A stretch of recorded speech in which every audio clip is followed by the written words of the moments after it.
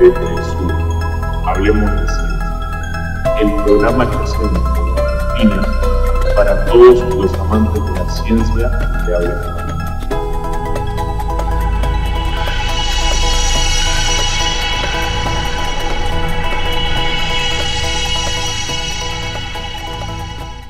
¿Cómo están, queridas amigas y amigos? Bienvenidos al episodio 2 de Desde el Sur, hablemos de ciencia. Como ya les había adelantado, vamos a hablar sobre un mega evento que estamos preparando junto a Daniel y todo el equipo de Desde el Sur, explorando el cosmos. Desde el Sur hablemos de ciencia, la Fundación Beethoven y el apoyo del gobierno de la ciudad de Buenos Aires. El evento consiste en un gran festejo para que todos disfrutemos de lo que fue el 50 aniversario de la llegada del hombre a la Luna, aquella misión histórica del Apolo 11, gracias a la cual, en mi caso, comencé con todos estos temas de astronomía y la ciencia, algo que ya les voy a contar. Bueno, estamos organizando una verdadera fiesta con varias instituciones también, así que de a poquito les vamos a ir adelantando cómo va marchando la cosa. Pero antes del Apolo 11 existieron otras misiones, y la que se ha conmemorado con un 50 aniversario es la Apolo 9. El 13 de marzo de 1969, a eso de las 5 de la tarde, cayó en el Océano Atlántico Norte la nave Apolo 9 después de una misión que duró 10 días, 1 hora y 54 segundos de vuelo. Su objetivo fue probar el módulo lunar que iba a ser usado en las misiones subsiguientes con el objetivo de llegar a la Luna. Y fue el primer vuelo tripulado de ese módulo que nos comandaron el astronauta Russell Stewart. Entre las pruebas que desarrolló con éxito durante la misión fue la de probar las reacciones del organismo al espacio, la falta de gravedad, la resistencia también de los trajes espaciales que todavía casi no se habían probado. Todo esto se probó en el vacío, con los equipos de misión también se han probado, las comunicaciones, porque tienen una particularidad en este caso. Así que fue un vuelo realmente épico. Los resultados que se obtuvieron en esa misión fueron muy positivos, demostraron ser esenciales para que unos meses más tarde otra misión, la Apolo 11, como les mencioné, culminara con éxito esa épica llegada hombre a la Luna. Fue el único aparato concebido para operar solamente en el vacío del espacio. El módulo lunar Apolo. Me parecía frágil, desgarbado. De hecho, apenas podía soportar su propio peso en tierra y ni siquiera tenía formas aerodinámicas. Se parecía algo, una especie de araña muy delicada, y lo era. La verdad que la construcción fue tan cuidada y se ha sacado tanto lo innecesario que, como les decía, apenas se podía sostener en pie en tierra. Algunas partes de las paredes de la cabina, por ejemplo, eran tan delgadas que se podrían haber perforado sin problemas con un simple destornillador, y las patas estaban diseñadas en realidad para la gravedad de la Luna. Apenas podían soportar el peso de ese módulo. El módulo lunar ya de por sí había dado muchísimos problemas de diseño, tanto que el primer vuelo de prueba tuvo que postergarse por varios meses. Ese retraso fue el que fue motivando a los cambios de planes que llevó a que el Apolo 8 fuera a la Luna en las Navidades de 1968, cuando voló solo la nave nodriza, apenas voló sola sin un módulo de aterrizaje.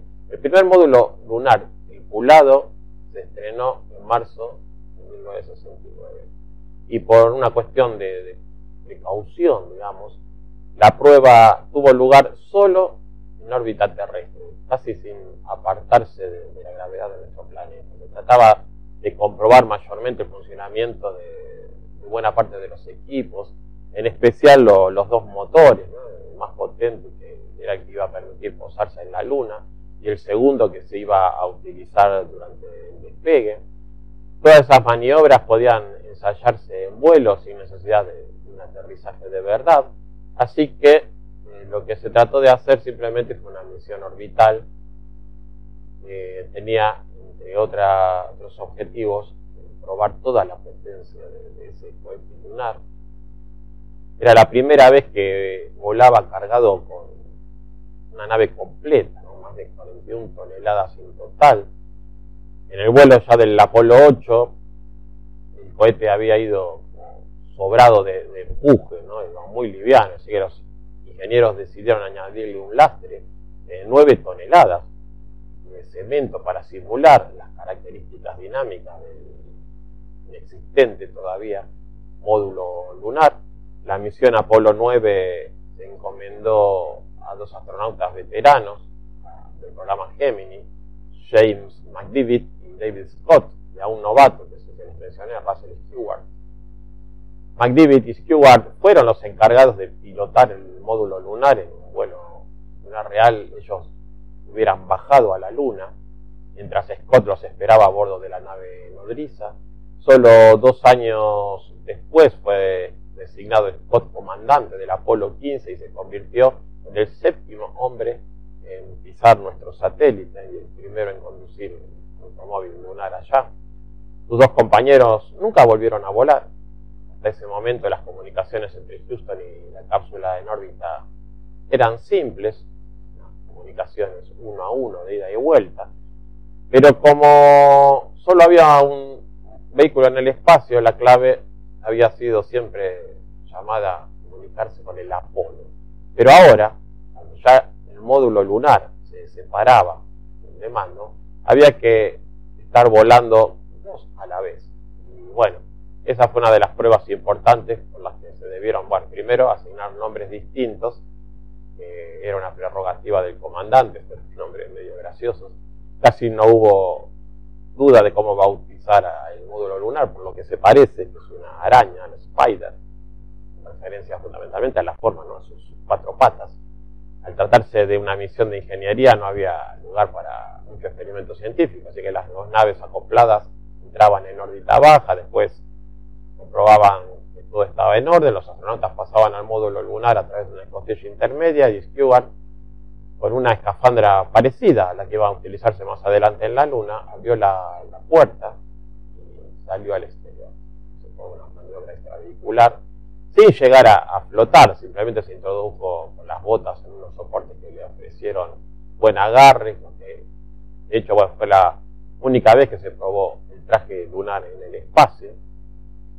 La operación en sí parecía sencilla, era separar las dos naves, alejarla a unos 200 kilómetros, verificar el buen funcionamiento de los equipos, comunicaciones, motores, orientación, radar y sobre todo, sí, eran fundamentales que funcionaran bien esos dos motores de la nave. Así que el descenso se probó un par de veces a diferentes niveles de potencia. Se trataba de ensayar primero el intenso frenado que daría comienzo al descenso de la fase final, con un empuje reducido para ofrecer un mejor control de la nave.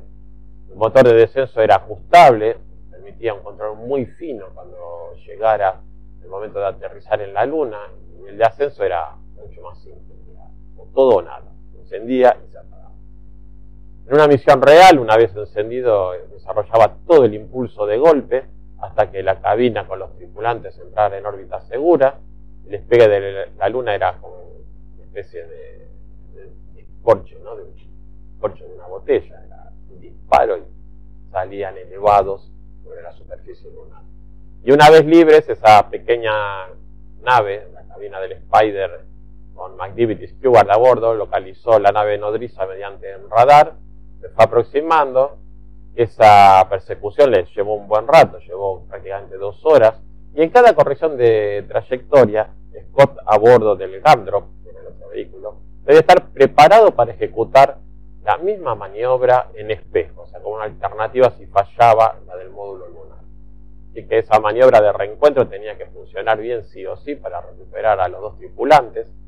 El módulo lunar era bastante frágil, como les dije, era incapaz de regresar por sí solo a la Tierra, solo la nave principal podía hacerlo, y una vez reunidas, la cabina del Spider se descartaba y su motor se activaría por última vez hasta agotar el combustible.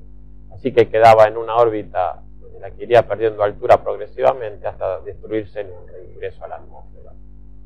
Pero su trayectoria era bastante alta, así que eso no sucedió sino hasta 12 años más tarde, cuando el programa Apolo era ya lamentablemente solo un recuerdo, ese segmento abandonado anterior con el motor de frenado y las 4 patas duró mucho menos, entró en la atmósfera al cabo de 2 semanas. La tripulación del Apolo 9 volvió a Tierra el 13 de marzo de 1969 y quedaba una sola prueba más que sería encargada a la Apolo 10 en esencia, que era repetir lo que acababan de hacer, pero esta vez en la órbita lunar. Así que ese ensayo general se fijó para el mes de mayo de ese año y si todo iba bien, quizás el Apolo 11, solo quizás, podía ser, por fin, que se posara en la luna. Y así sucedió.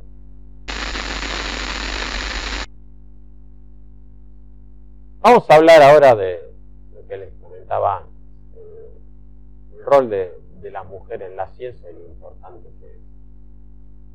Mucho se cuestiona acerca de la participación de científicas comparadas con científicos, el maltrato muchas veces han recibido, justificado absolutamente, pero que ha ido cambiando con el tiempo.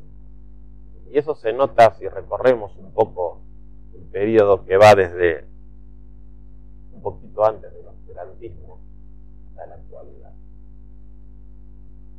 ¿Quién fue la primera científica que podríamos considerar importante en la historia de la ciencia? Bueno, creo que todos sabemos que ha sido Hipatia, hija de un filósofo, Teón de Alejandría, que logró ser una excelsa persona dotada de buena literatura, de conocimientos científicos, que sobrepasó muchísimo a todos los filósofos de su propio tiempo.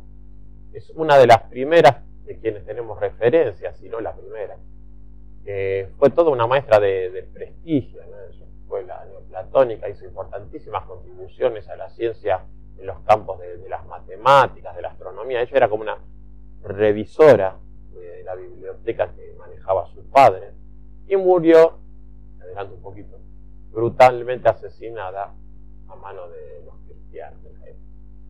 Hipatia llevó a cabo todo un análisis matemático de los movimientos de los astros que ya había descrito Ptolomeo en esas tablas, o que se llamó el canon astronómico, si no recuerdo mal.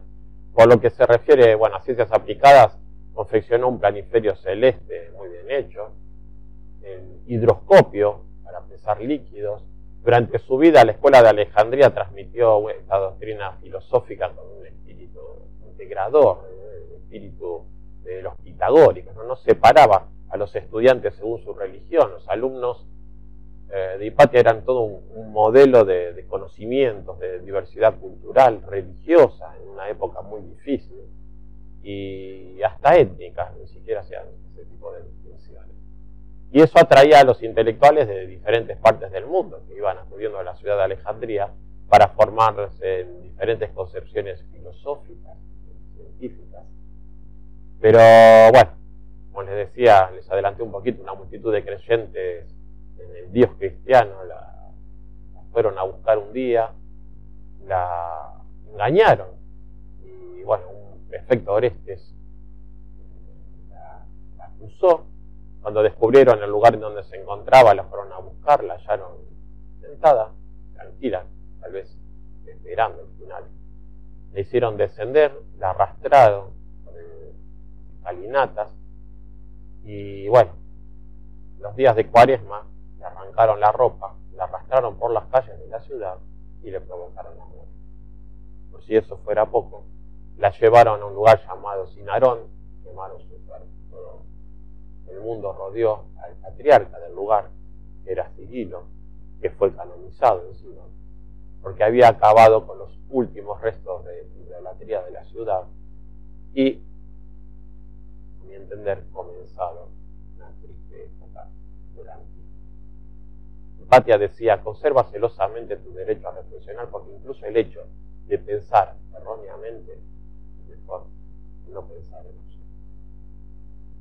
Y pasó el tiempo y tuvo que volver a subsistir la humanidad sin ciencia, y 1000 años después aproximadamente comenzamos a salir el oscurantismo, y otra mujer muy importante, familia famosa, Caroline Herschel, que fue ayudante de su hermano William allá por 1800, descubrió en 1718 el planeta Urano, trabajó para el rey Jorge III de Inglaterra, descubrió Andrómeda y otras 14 nebulosas, sumaron a la lista cubiertas por Caroline, la primera mujer en detectar un cometa, después descubrió 7 más, y preparó un excelente trabajo para la Academia Real de Gotinga, que presentó a Flamsteed, que organizó y preparó 8 volúmenes del libro de su hermano, que ya había muerto, un catálogo con 2500 nebulosas,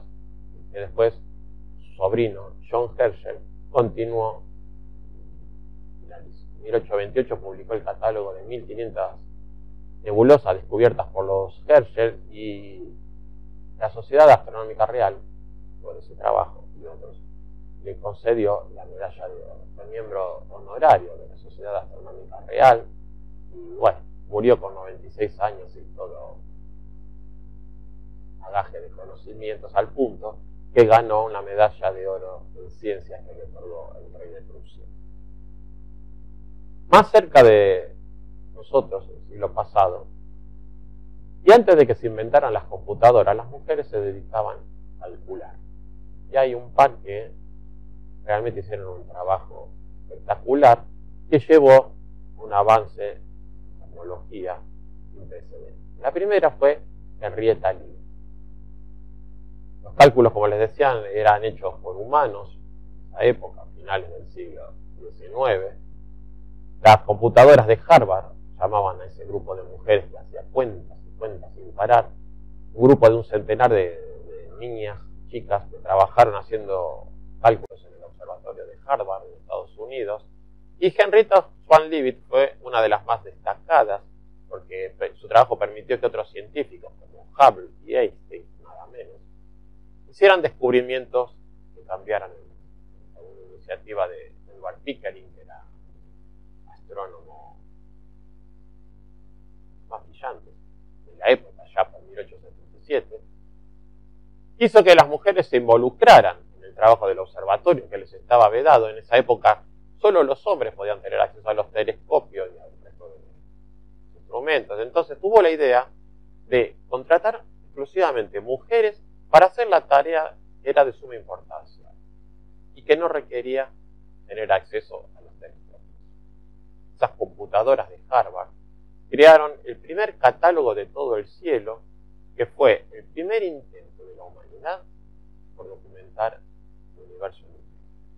La tarea principal de estas mujeres era medir la magnitud, el brillo de las estrellas, y en esa época, fíjense que ignorábamos tanto que creíamos que la galaxia nuestra, la Vía Láctea, era la única que existía. Pero lo que descubrió Henrietta Levy permitió que años más tarde el astrónomo estadounidense Edwin Hubble concluyera que, de hecho, había una infinidad de galaxias. Fue uno de esos saltos de mentalidad que hizo salirnos del antropocentrismo, ¿no? Y ver que somos uno más en el cosmos. Nuestra galaxia pasó a ser una más en todo el universo. Había muchísimas otras. Y se enfocó Henrietta en las estrellas variables cefeidas que pulsan variando en tamaño y luminosidad con un periodo regular, y encontró una relación dentro de, analizando una enorme cantidad de placas que tenía entre su luminosidad y el periodo de la pulsación, y con esa base pudo calcular la distancia a la que estaba la estrella. Entonces, hasta ese momento no había maneras de medir las distancias a las estrellas. era imposible saber si una estrella se veía brillante porque estaba cerca o por la luminosidad intrínseca. Entonces lo que hizo Swan Leavitt fue establecer una escala de distancias y así se pudo medir el universo por primera vez. Las cefeidas que se observaron en otras galaxias permitieron saber a qué distancias estaban esas galaxias de nosotros. Eso se conoce hoy como la ley de Leavitt. Y esas posibilidades de medir distancias en el espacio fueron clave no solo para el trabajo de Hubble, sino también para Einstein y su teoría general de la relatividad. En esa época hubo una matemática también que volvió locos a los científicos por descubrimiento. Fue Emily Noether, que vivió entre 1882 y 1935, también en la época de Hubble, de Einstein, de Planck y tantos otros, que recibió desde pequeña el amor de las matemáticas de su padre, Max Noether, que era un profesor de álgebra en la universidad de su ciudad. Y al acabar la enseñanza secundaria a los 18 años obtuvo un certificado que la capacitaba para enseñar inglés y francés en colegios femeninos, pero ella quería otra cosa, quería las ciencias exactas, que no estaban permitidas para mujeres en su época. La normativa de esa época no reconocía la matrícula oficial en los estudios universitarios para mujeres y únicamente se les permitía la asistencia como oyentes, siempre y cuando el profesor lo permitiese. Así que en el año 1901 lo que hizo fue ingresar en la Universidad de Erlangen como una alumna oyente, nada más, eran dos, entre 984 matriculados varones, y después de un programa de formación intenso pudo finalmente incorporarse de manera ordinaria por un cambio que hubo en la legislación del lugar, y 4 años después defendió su tesis doctoral sobre el cálculo de invariantes del álgebra, que suena raro hasta que uno lo relaciona con la física cuántica, entre otras especialidades. Hizo aportaciones importantísimas, aplicó esas nociones de invariantes a nuevas ideas de física que se estaban desarrollando. En concreto, se aplicó también a la teoría de la relatividad. Los investigadores en ese campo, entre los que estaba el propio Hilbert, no conseguían establecer de forma satisfactoria la ley de conservación de la energía dentro de la relatividad general, porque las leyes de conservación de un sistema físico establecen algunas magnitudes que permanecen constantes con el tiempo. Y Noether lo que demostró fue, se conoce ahora como el teorema de Noether, que siempre que haya una invariancia en un sistema físico existe una ley de conservación. Se construye así un puente entre la noción geométrica, la estética y el índole físico, digamos, que llevó a saltar terriblemente la física cuántica a lo que se ha logrado en nuestro tiempo. También en esa época existió otra gran mujer que hizo un salto tremendo de conocimiento allá por 1900, un poquito más, porque, bueno, estudió en Cambridge en 1919, le gustaba la física, la química, estudió botánica, pero bueno, completó sus estudios y no le dieron el grado que le correspondía por la discriminación que sufría en la Universidad de Cambridge en esa época, y es Cecilia Payne, que apareció entre otros lugares en la nueva serie Cosmos, que mencionan mucho, porque, bueno, en 1925 presentó una tesis que cambió nuestra idea de la formación estelar, sobre atmósferas estelares. Lo llamó una contribución al estudio observacional de las estrellas de alta temperatura y la inversión de las capas estelares. Bueno, los astrónomos de la época, como Otto Struve, Belta Server, bueno, dijeron que fue la mejor tesis de astronomía de la historia. Pero en su época no fue nada reconocida. Cecilia fue la primera persona que consiguió un doctorado en la Universidad de Radcliffe, que es parte de la Universidad de Harvard, y ese trabajo que les dije sobre atmósferas estelares provocó toda una revolución dentro de la astronomía. Cecilia determinó las temperaturas estelares y las concentraciones químicas de las estrellas. Gracias a ellas pudimos saber que el helio y especialmente el hidrógeno eran los componentes principales presentes en las estrellas. Ese trabajo pionero en el desarrollo de las atmósferas estelares demostró que el hidrógeno era el compuesto principal que formaba no solo las estrellas, sino todo el universo. Pero no todo el mundo estuvo de acuerdo. Así que astrónomos como Henry Russell Wallace se opuso radicalmente a esa idea y defendió que la composición de la estrella era parecida a la de la Tierra. Persuadió a Cecilia Payne para que no pusiera aquella conclusión en su disertación y le hizo caso a medias, aclarando que su tesis podía estar algo equivocada. Años más tarde, y después de muchos experimentos y observaciones, el propio Norris Russell cambió de idea e incluso publicó trabajos en los que defendió el descubrimiento de Cecilia Payne. Así que una gran astrónoma, una gran luchadora contra la discriminación hacia las mujeres, se convirtió en una llave de cambio en Harvard, una inspiración para miles de grandes mujeres científicas que hoy desarrollan su pasión. Bueno, son trabajos extraordinarios. Otra increíble, quien no la conoce, ¿no? Marie Curie, ya por 1867, la primera mujer científica que recibió el premio Nobel y la primera catedrática de la Universidad de la Sorbona en París. Cursó estudios de enseñanzas básicos, no pudo ingresar en una institución de educación superior, también por discriminación, pero no hizo más que avivar esas ganas de aprender que tenía. Ingresó con su hermana en una universidad clandestina polaca que admitía a mujeres, y en base a esfuerzo y sacrificio, en 1893 se licenció en física en la Universidad de París, siendo la número 1 en su promoción. Solo un año más tarde conoció al que sería su marido, que tuvo 2 hijas, Pierre Curie. Investigaron sobre radiación de uranio, ya había hecho trabajos en físico Henry Becquerel, y el descubrimiento de los rayos X de Röntgen ayudaron a Curie a elegir el tema de su tesis, que eran investigaciones sobre las sustancias radioactivas. Y en 1903 el reconocimiento por su trabajo llegó, y aunque no fue fácil, bueno, consiguió su doctorado, recibió el premio Nobel en física junto a su marido, y a Becquerel se lo dieron también por las investigaciones sobre radioactividad. Pronto descubrió que la radioterapia podía ser un tratamiento contra el cáncer, hizo experimentos, y bueno, Marie fue ganando adeptos y popularidad. Gracias a sus investigaciones ganó el premio Nobel de Química en 1911, y desgraciadamente por esa radiación a que estuvo expuesto sus experimentos falleció en 1934.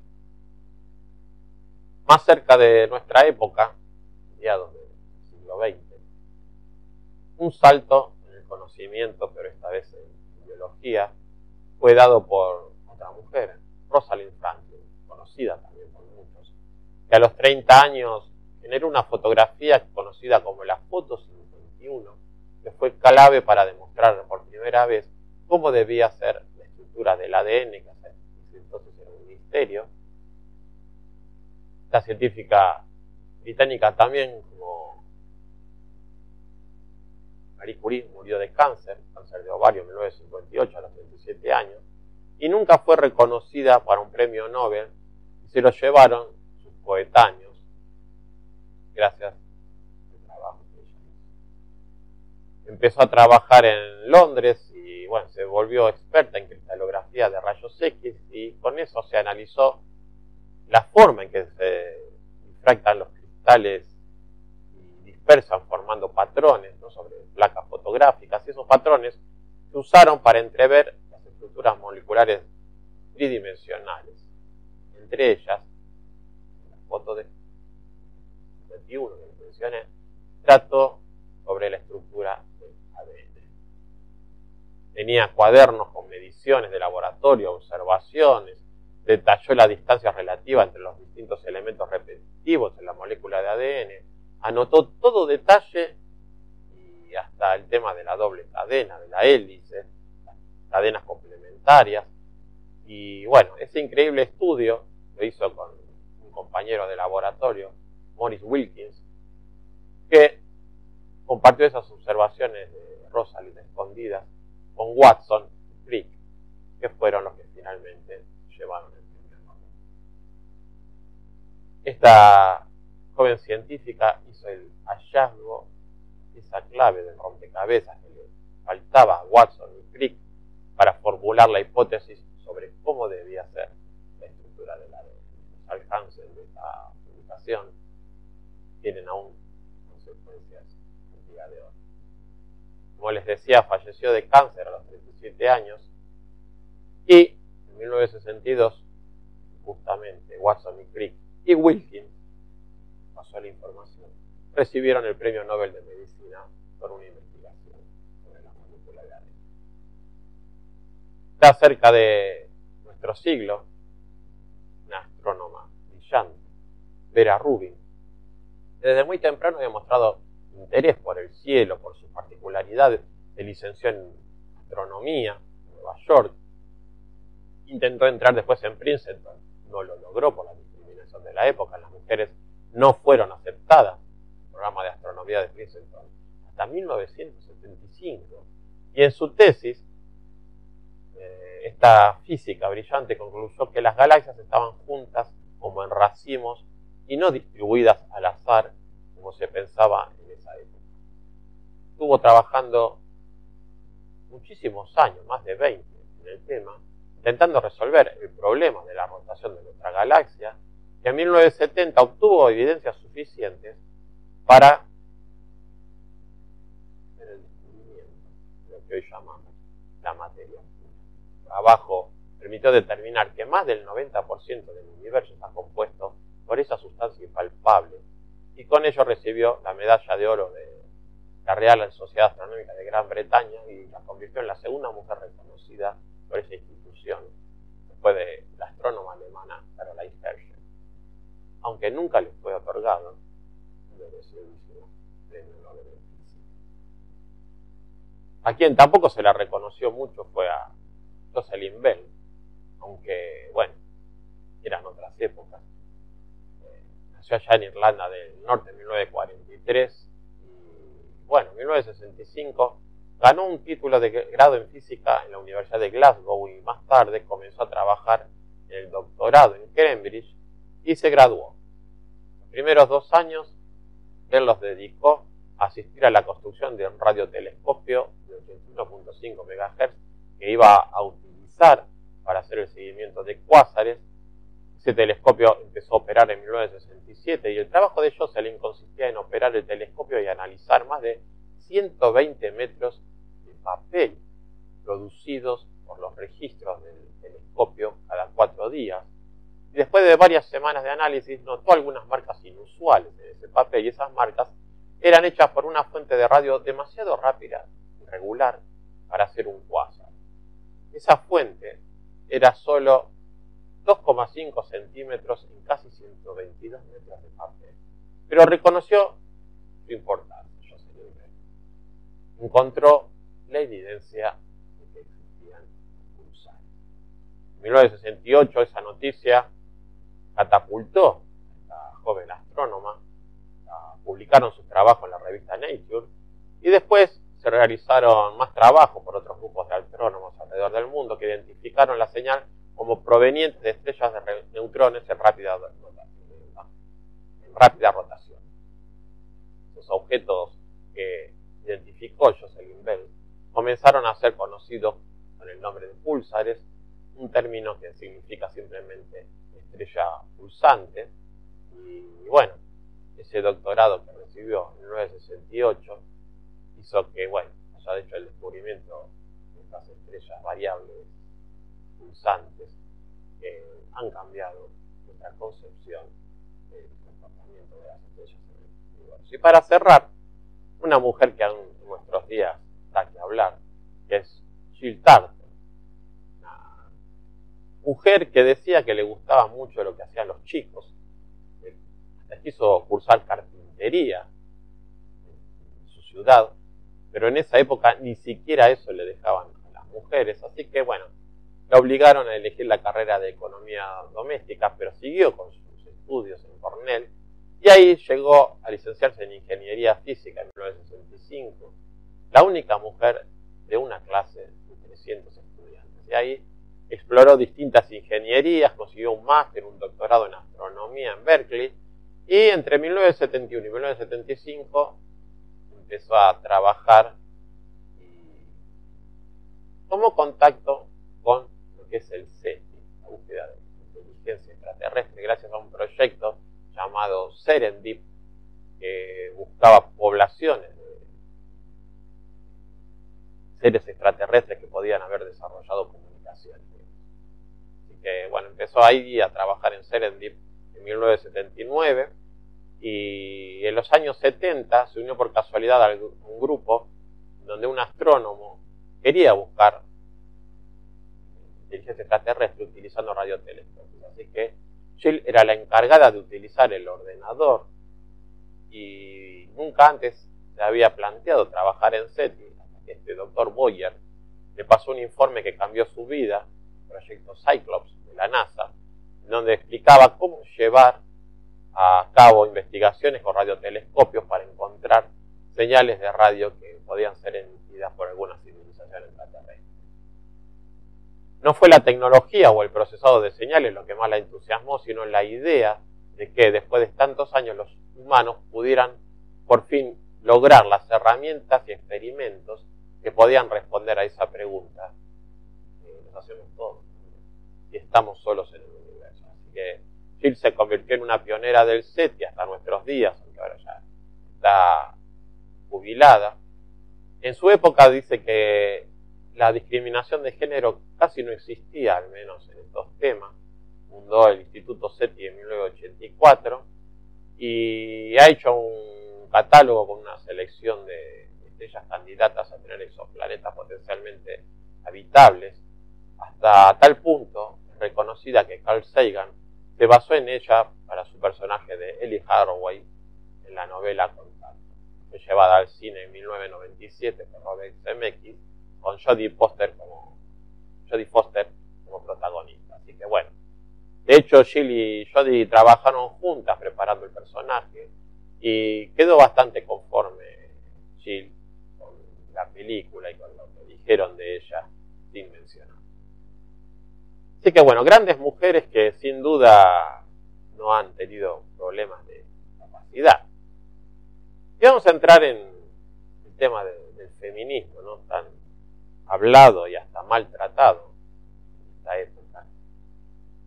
Bueno, feminismo. Nos tendríamos que preguntar, ¿están las mujeres mejor tratadas ahora que antes? Creo que deberíamos decir sí. ¿Son menos capaces que los hombres? Creo que hemos demostrado con estas 10 mujeres que no. De hecho, se ha comenzado a echar luz en estos temas con estudios científicos, con evidencias. Y las conclusiones son sencillas. Mujeres y hombres somos diferentes. De hecho, se han hecho experimentos con monos y se ha visto que entre machos y hembras hay diversidad de intereses. Por ejemplo, un macho se le da un juguete mecánico y se apasiona. En cambio, las mujeres son más sociales. Nosotros descendemos de esos animales. Hay diferencias psicológicas entre las diferentes especies. Eso implica diferentes intereses profesionales. Así que a veces las estadísticas muestran que hay más mujeres dedicadas, por ejemplo, al cuidado de niños, terapia, su salud, pero pocas a ingeniería. ¿Pero eso es discriminación? ¿O será que realmente no hay tantas mujeres interesadas en ingeniería como no hay tantos hombres interesados en el cuidado de niños? He hecho otro estudio en donde se ve que si a las mujeres se les da a elegir entre las ingenierías, se van a la bioingeniería. En general, la mujer elige más trabajar con personas, con seres vivos. Es el verdadero interés de gran parte de las mujeres. En cambio, los hombres son mucho más competitivos, pero en el mal sentido. O sea, biológicamente la selección natural es como que favoreció a los hombres para que compitan con muchas mujeres, por una cuestión de generar más descendencia. En cambio, las mujeres no se las veía compitiendo con muchos hombres, porque no servía demasiado. Una cuestión reproductiva, con la cantidad de descendencia. Bueno, los hombres actuales son descendientes de esos competidores victoriosos, y eso se ve en que compitan siempre por los puestos jerárquicos. Si a una mujer se lo propone, estoy seguro que lo consigue, pero siempre le interesa. ¿Tiene sentido entonces hacer estadísticas sobre cosas así, midiendo de esa manera? ¿Cuántas mujeres ingenieras hay más o menos que hombres ingenieros? Yo creo que eso está muy mal planteado. Si existe la libertad de elección en las carreras, la verdad, no se muestran diferencias de capacidad. Y no nos tiene que sorprender que gran cantidad de mujeres sean en realidad más capaces en su contrapartida masculina. Esas son las evidencias que muestra la ciencia bien hecha sobre las diferencias entre sexos sin pensar en la discriminación. Hay unos estudios muy interesantes que les recomiendo que hace la doctora Elena Cronin sobre el tema, en donde muestra estadísticas y, bueno, un trabajo muy serio que se ha hecho sobre el feminismo y la relación de hombre y mujer en el trabajo. Si queremos cambiar el mundo, primero tenemos que empezar a entenderlo. Bueno, podríamos llamar a esto la versión darwiniana de las diferencias sexuales y aceptar las cosas como son. Cada uno es realmente más capaz en aquello que elige ser. Y hasta aquí llego con este episodio 2 Desde el Sur, Hablemos de Ciencia. Nos encontramos en pocos días más. Le dejo ahora la posta a Daniel para que nos hable sobre el número pi y el satélite SAOCOM 1. Y los esperamos, como siempre, en este canal. Nos va a tener al tanto de la ciencia y la tecnología que nos dan tanto que hablar cada día. Nos vemos pronto. Hace algunos días atrás, el 14 de marzo, en Estados Unidos, se celebró el Día Nacional del Número Pi. Es una celebración oficial que se realiza desde el año 2009, aunque el científico Larry Suge lo viene festejando desde hace más de 30 años. ¿Y por qué se celebra este día en particular? Bueno, los norteamericanos anotan las fechas en el orden mes, día, año, por lo que el 14 de marzo se escribe 3,14, o sea, el número pi con 2 decimales. ¿Y por qué nos hacemos cargo o eco de esta celebración? Para tener una excusa para hablar de matemáticas, por supuesto. El número pi es un número constante que surge de dividir la longitud de la circunferencia y su diámetro de un círculo cualquiera. Es un número clave en matemáticas, expresado por la letra griega pi. No importa el tamaño del círculo, ni el lugar en el universo en el que hagamos esta división. En cualquier lugar, en cualquier tiempo, siempre la división entre el perímetro y el diámetro de un círculo nos va a dar 3,14 y un montón de decimales. Si colocamos en una recta la longitud del perímetro de cualquier círculo y hacemos otra recta con la longitud del diámetro del mismo círculo, veremos que la recta del diámetro entra en la recta del perímetro 3 veces y un poquito más. Y es en ese poquito en donde se dice que pi es irracional. ¿Y qué quiere decir que pi es irracional? Quiere decir que sus decimales no terminan nunca y que no son periódicos.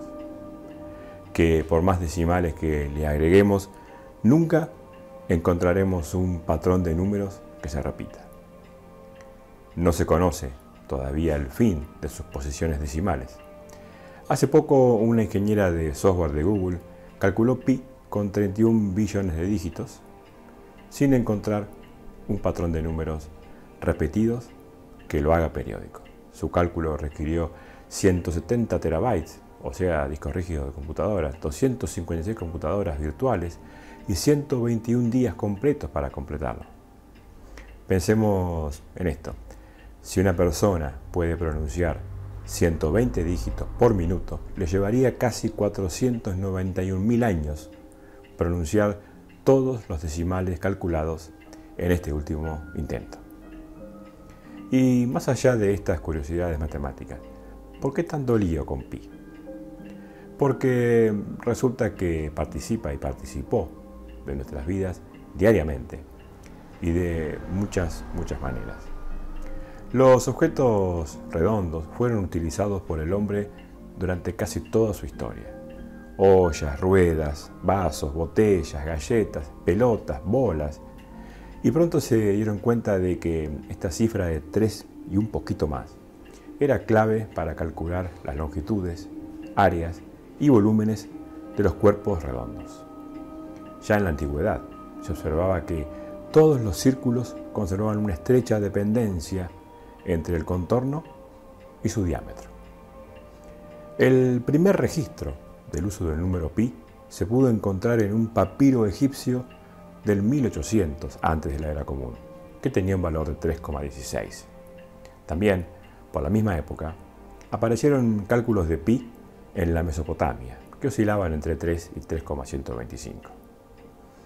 Incluso hay un par de referencias bíblicas fechadas en el 950 antes de la era común, en donde se describen los requerimientos de un gran recipiente circular que Salomón mandó a construir dentro del templo de Jerusalén. Se llamaba Mar de Bronce y este recipiente medía 10 codos de diámetro y 30 codos de circunferencia, o sea que pi era igual a 3. Arquímedes, en el siglo III antes de la era común, fue uno de los primeros en aproximarse al valor del número pi con un error que varía entre 0,024 y 0,040%. Un logro impresionante para la época que solo pudo ser superado 2000 años después. También en las diferentes culturas que fueron floreciendo a lo largo de la historia se fue calculando pi. En China, en el año 120 y en el siglo V, se hicieron esfuerzos para calcularlos. Este último esfuerzo solo fue superado en precisión recién en el siglo XV. En la India, a partir del siglo V, se fueron sucediendo los intentos, llegando a calcular 11 dígitos hacia el año 1400. Al-Khwarizmi, el célebre matemático islámico por el que llamamos algoritmo a las operaciones matemáticas, comentaba allá por el año 820 que el hombre práctico usa 22/7 como valor de pi, el geómetra usa 3 y el astrónomo 3,1416. En el Islam llegan a calcular 16 dígitos decimales en el siglo XV. A partir del Renacimiento europeo y gracias a la introducción de los números arábigos, los matemáticos fueron mejorando esta cantidad de números para llegar, sin usar computadoras, recuerden, ni calculadoras, a más de 700 decimales. El inglés William Shanks calculó este número durante 20 años, llegando a 707 decimales en el año 1873. Pero años más tarde, concretamente en 1944, encontraron que el decimal número 528 estaba mal y consecuentemente todos los siguientes decimales estaban mal también. ¿Y por qué este número se le llamó pi? Es la letra con la que comienzan las palabras griegas perímetro y periferia de un círculo. Esta anotación fue usada por primera vez en 1706 por el matemático galés William Jones y luego popularizada por Euler en la obra Introducción al cálculo infinitesimal de 1748. El uso clásico de pi es el de calcular el perímetro de un círculo o para calcular el área interior de una elipse, también áreas y volúmenes de cilindros, conos, esferas, pero hay un largo etcétera que incluye operaciones de cálculo, probabilidad y análisis matemático. Esta constante tiene aplicaciones prácticas en áreas tan distintas como la ingeniería, la física y la cosmología, la topografía, la geodesia y la navegación, en las distribuciones estadísticas y en numerosas ecuaciones fundamentales de la física moderna, como el principio de incertidumbre de Heisenberg, las ecuaciones de campo de Einstein, la ley de Coulomb y la tercera ley de Kepler, solo por nombrar algunas.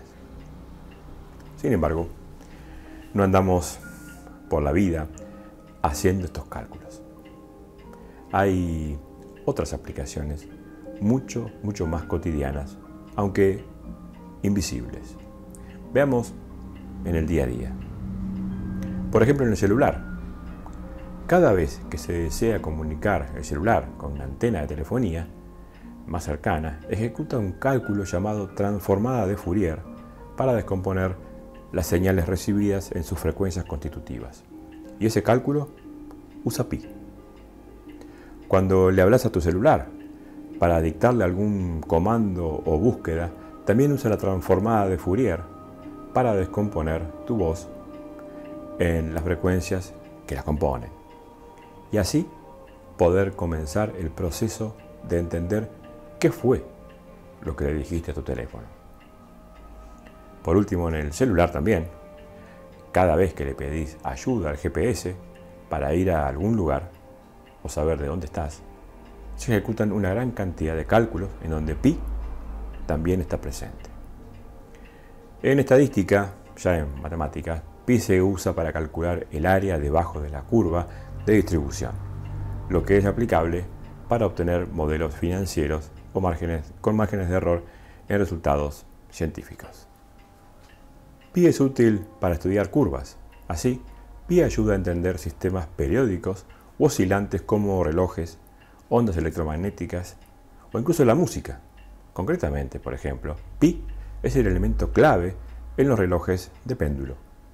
Si queremos conocer uno o construir uno, tenemos que comenzar sabiendo el largo del péndulo para saber con qué velocidad se moverá, usando esta fórmula en donde L es la longitud del péndulo, G es la gravedad y T es el tiempo de oscilación del péndulo.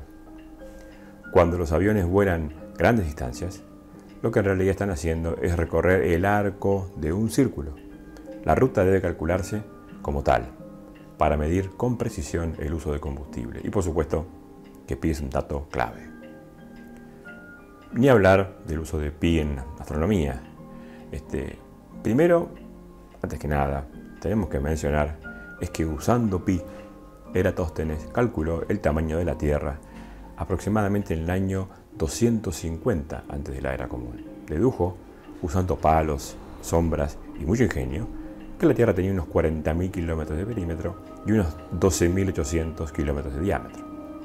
Hoy se sabe que la Tierra mide 40.068 de perímetro en el Ecuador y un diámetro medio de 12.739 kilómetros. Se usa pi como parte de las fórmulas usadas para calcular el tamaño que se requiere de un paracaídas para enviar un vehículo a la superficie de Marte. También en astronomía, pi es necesario para averiguar cuántas imágenes de cámaras rectangulares se necesitan para mapear la superficie de un planeta. También en astronomía, pi es usado para calcular las fuerzas necesarias para conseguir que una nave espacial frene en el momento justo para entrar en órbita alrededor de los planetas. Puntualmente, cuando la sonda Dawn entró en órbita alrededor del planeta enano Ceres, se usó una fórmula que incluye a pi para calcular el tiempo que tarda la nave en orbitar Ceres a cualquier altitud dada. También se puede usar pi para pensar acerca de la rotación de la Tierra, ya que usando pi y nuestra latitud podemos calcular la distancia que recorremos en un día al girar la Tierra mientras estamos simplemente parados, como en este momento. Pi también se usa para los cálculos de cuánto hidrógeno puede estar disponible para los procesos químicos y posiblemente biológicos en el océano que hay bajo la superficie de Europa, la luna de Júpiter. Para calcular el hidrógeno producido en una unidad de área dada, dividimos el área de la superficie de Europa, que es el área de una esfera, con un radio de 1561 kilómetros. Al calcular la distancia entre las estrellas en una proyección de cielo, los científicos usan un tipo especial de geometría llamada trigonometría esférica. Es una extensión de la geometría que probablemente aprendiste en el colegio o escuela, pero trabaja con esferas en lugar de planas. Para hacer estos cálculos hace falta usar fórmulas cuyas derivaciones usan pi. Ahora, ¿cómo se calcula pi en computadoras? Lo hemos estado leyendo en los diarios. La velocidad de computadora se suele probar haciendo calcular pi. Y aquí hacemos una pequeña pausa para preguntarnos ¿cómo es que calculan pi las computadoras? Es claro que no medimos un círculo, le medimos el diámetro y el perímetro y le decimos calcula pi. A lo largo de la historia han sido muchas las formas utilizadas por el ser humano para calcular aproximaciones cada vez más exactas de este número pi. Pero de entre todos estos métodos hay varios que destacan sobre el resto. Y uno de los que más lo hacen es el denominado algoritmo de Chudnovsky. El algoritmo de Chudnovsky es un algoritmo creado por los hermanos Chudnovsky, casualmente, matemáticos ucranianos nacionalizados estadounidenses, mediante el cual, con este algoritmo, podemos obtener muy buenas aproximaciones del número pi. La expresión del algoritmo de Chudnovsky es la siguiente.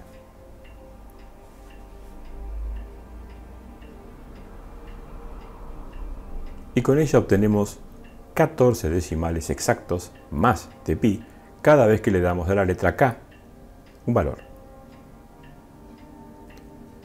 ¿Y qué significa esto? Muy sencillo. Si calculamos el primer término de esta suma, el correspondiente a k igual a 0, obtendremos el número pi con solo 14 decimales. Si calculamos con k igual a 1 y le sumamos el resultado anterior, obtendremos un número pi con 14 decimales más, y así sucesivamente. Es realmente una barbaridad obtener 14 decimales exactos más con cada término, ya que con muy pocos términos obtendremos una aproximación increíblemente cercana al valor real. Por eso, ese algoritmo es tan bueno y por eso ha servido para obtener varios récords.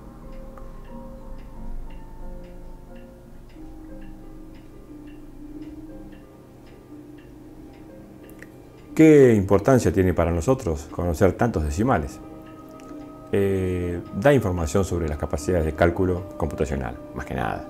Cálculo que luego puede servir para infinidad de aplicaciones, desde simulaciones de fenómenos naturales, por ejemplo en el área de meteorología, o estudios genéticos, o inclusive diseño de motores.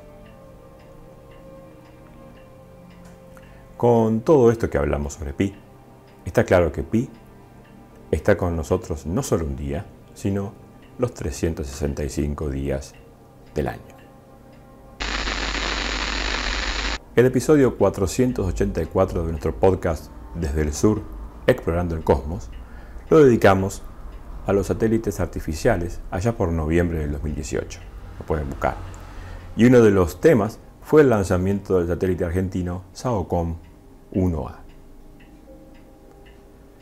Recordemos que el objetivo fundamental del SAOCOM es medir la humedad del suelo, por lo que sus contribuciones se enfocan principalmente en las áreas de agricultura e hidrología. En este sentido, permitirá obtener mapas de humedad día a día, construyendo así la base de datos públicos disponibles más importante sobre la calidad y evolución de nuestro suelo. La información generada favorecerá la identificación de áreas de plantación óptimas y dará soporte a decisiones de fertilización a nivel nacional. Los datos obtenidos también permitirán identificar probabilidades de riesgo de plagas en las cosechas, también áreas en riesgo de inundación y zonas extremadamente secas en riesgo de incendio, para poder emitir alertas tempranas que mejoren la gestión de emergencias. Además, el mismo satélite permitirá medir desplazamientos de suelo, una función fundamental para conocer y analizar en detalle el desplazamiento de los miles de glaciares en nuestro país, como así también estudiar cambio de elevación de superficies producto del controversial fracking que hoy practicamos en yacimientos petrolíferos como el de Vaca Muerta.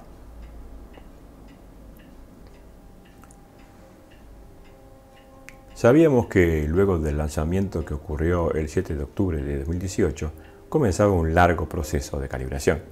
Y en la segunda semana de marzo se dio a conocer esta imagen de la Patagonia Argentina, tomada el 25 de octubre por la mañana.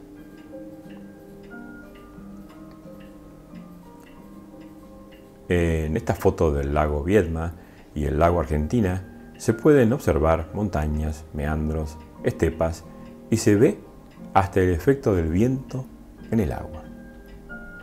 Lo más asombroso de estas imágenes es que el SAOCOM no tiene cámaras a bordo, sino que las imágenes las compone enviando una señal de radio en la frecuencia de las microondas. Estas señales rebotan en la superficie de la Tierra y luego son recibidas nuevamente por el satélite. Se eligió usar microondas, radio en frecuencias de microondas, porque estas ondas de radio tienen la particularidad de que al rebotar y retornar, vuelven con información adicional que permite, entre otras cosas, distinguir los distintos niveles de rugosidad superficial provocados por la intensidad del viento sobre el agua. De vuelta en la imagen, los tonos en azul oscuro corresponden a las zonas con viento calmo o sin viento. El área de bosque está en color amarillo, mientras que los meandros y los cauces de los valles de inundación están en celeste. La estepa se observa en tonos marrones. Esta imagen, construida a través de los datos del radar, también permite notar la diversidad de relieves de montañas y la altiplanicie patagónica. Se estima que entre junio y julio de este año 2019 finalizará la etapa de calibración y podrá brindar a los usuarios imágenes que permitirán medir la humedad del suelo, detectar desplazamientos en el terreno, derrames de petróleo y hasta pesca ilegal. Y mientras se calibra el SAOCOM 1, continúan los trabajos para lanzar el SAOCOM 2. El pasado 17 de marzo finalizaron los trabajos en la antena radar, los paneles solares y la plataforma satelital, un gran trabajo de la empresa argentina de industria espacial BENG, la CENEA y la CONAE, junto con la Secretaría de Ciencia, Tecnología e Innovación Productiva de la Nación. En las fotos se ven estas partes ya terminadas. En los próximos meses finalizará la integración y los ensayos apuntando a que tengamos un nuevo lanzamiento a finales de este 2019. Y toda esta energía puesta por tantos argentinos y este orgullo que nos genera tener tantas personas calificadas, súper calificadas, para hacer este tremendo emprendimiento, me deja pensando en las afirmaciones de los terraplanistas.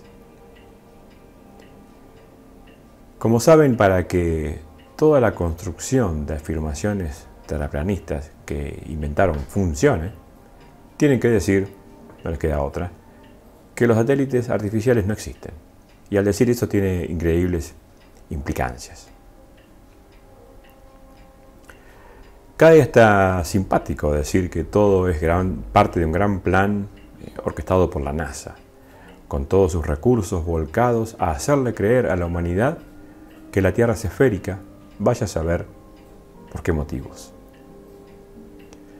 Pero cuando pensamos en satélites, tenemos que saber que actualmente hay más de 50 países que están operando satélites en el espacio, entre los que estamos formando parte nosotros. Más de 3.000 satélites en funcionamiento hoy demuestran diariamente que la Tierra es esférica y que los satélites artificiales existen. Algunos de estos países que operan satélites son muy poderosos, ya los conocemos. Pero también hay algunos que con mucho menos poderío también lo han logrado. Y con gran esfuerzo, como nos pasó a nosotros, que tuvimos que insistir durante más de 20 años para poder terminar y lanzar el SAOCOM 1A y pronto el 1B. Con muy pocos recursos, con políticas cambiantes, podemos decirle a cada uno de los trabajadores argentinos del SAOCOM y de los otros satélites argentinos que son mentirosos, que son unos farsantes y que han trabajado 20 años en un proyecto sabiendo que todo es una gran mentira a las que nos someten diariamente los de la NASA. Podemos decirle a los diferentes gobiernos de todos los signos políticos que han pasado por la Argentina, que han despilfarrado recursos valiosos y escasos para países del tercer mundo como nosotros, solo con el único objetivo de mantener una mentira orquestada y acordada por países tan antagónicos como han podido ser Estados Unidos, Rusia, China, la India, Israel, Irán, Corea del Norte, Corea del Sur. Porque, seamos claros, decir es una mentira de la NASA suena a película de espías. Pero cuando involucras a trabajadores y científicos argentinos, ya esta broma desaparece.